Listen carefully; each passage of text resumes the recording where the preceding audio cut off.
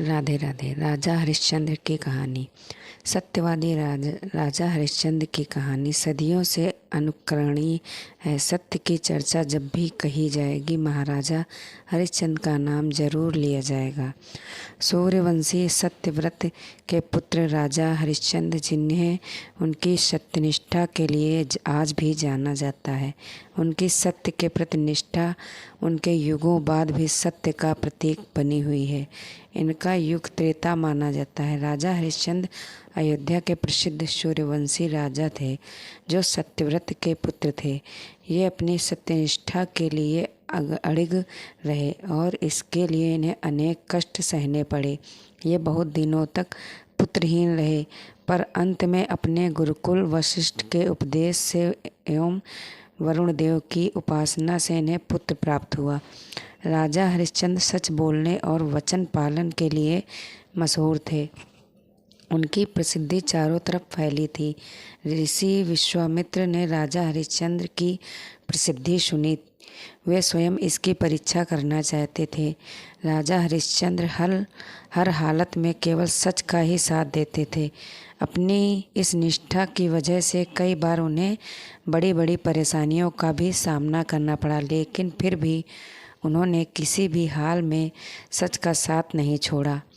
वे एक बार जो प्रण लेते थे उसे किसी भी कीमत पर पूरा करके ही छोड़ते थे।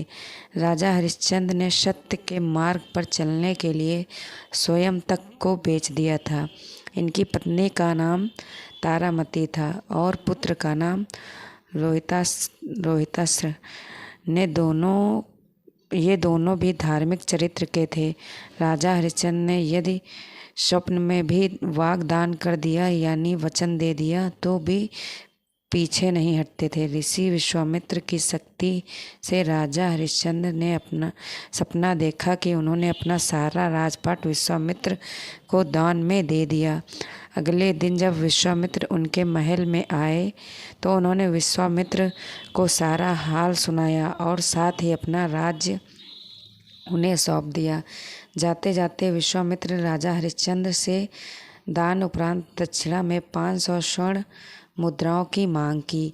विश्वामित्र ने राजा को याद दिलाया कि राजपाट के साथ राज्य का कोष भी वे दान कर चुके हैं और दान की हुई वस्तु को दोबारा दान नहीं किया जाता।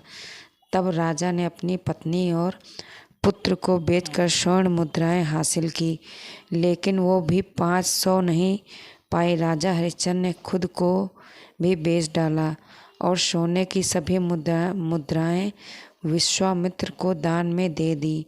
अपनी मर्यादा को निभाया।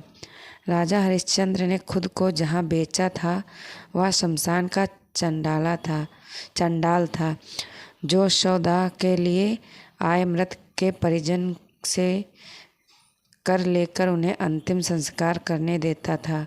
एक रात्रि को स्वप्न सर्प के काटने से राजा के पुत्र की मृत्यु हो गई। असहाय रानी तारा रोती बिलखती अपने पुत्र को शमशान में अंतिम क्रिया के लिए लेकर जा रही थी। काली अंधियारी रात में जोरों से बारिश हो रही थी। बादल गरज रहे थे, बिजली चमक रही थी और अभागन माता अपने पुत्र के शव को अकेली शमशान लेकर पहुंची। वहां पर राजा हरिश्चंद्र ने रानी को बिना देखे ही शमशान करके दिए आदेश दिया। इतने में आसमान में बिजली चमकी तो उस बिजली की रोशनी में हरिश्चंद्र को उस अबला स्त्री का चेहरा नजर आया। वह स्त्री उनकी पत्नी तारामती थी और उसके हाथ में उनके पुत्र रोहिताश्र का शव था। अपनी पत्नी की यह दशा और पुत्र की शव को देखकर हरिश्चंद्र बेहद भावुक हो उठे। उस दिन उनका एकादशी का व्रत भी था और परिवार की इस हालत ने उन्हें हिलाकर रख दिया। उनकी आंखों में आंसू भरे थे, लेकिन फिर भी वह अपने कर्तव्य की रक्षा के लिए आतुर थे।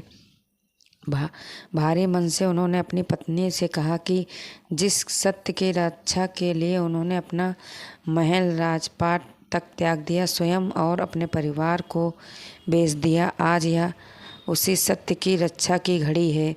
राजा हरिश्चंद्र ने अपनी पत्नी से कहा, तुम्हें शमशान में अपने पुत्र के अंतिम संस्कार के लिए निर्धारित कर देना ही होगा।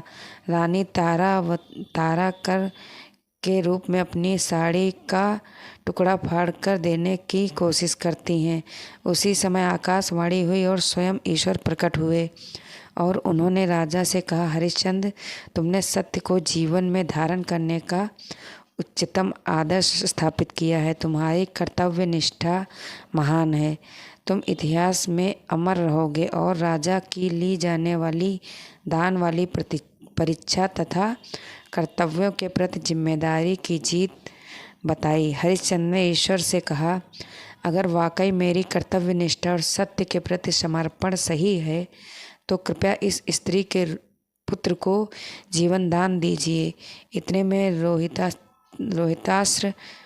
रोहितास्त्र जीवित हो उठा। ईश्वर की अनुमति से विश्वामित्र ने हरिश्चंद्र का राजपाट भी उन्हें वापस लौटा दिया। महाराज, हरिश्चंद्र ने स्वयं को बेचकर भी सत्यव्रत का पालन किया। यह सत्य एवं धर्म के पालन एक बेमिसाल उदाहरण है। आज भी महाराज हरिश्चंद्र आदर से लिया जाता है।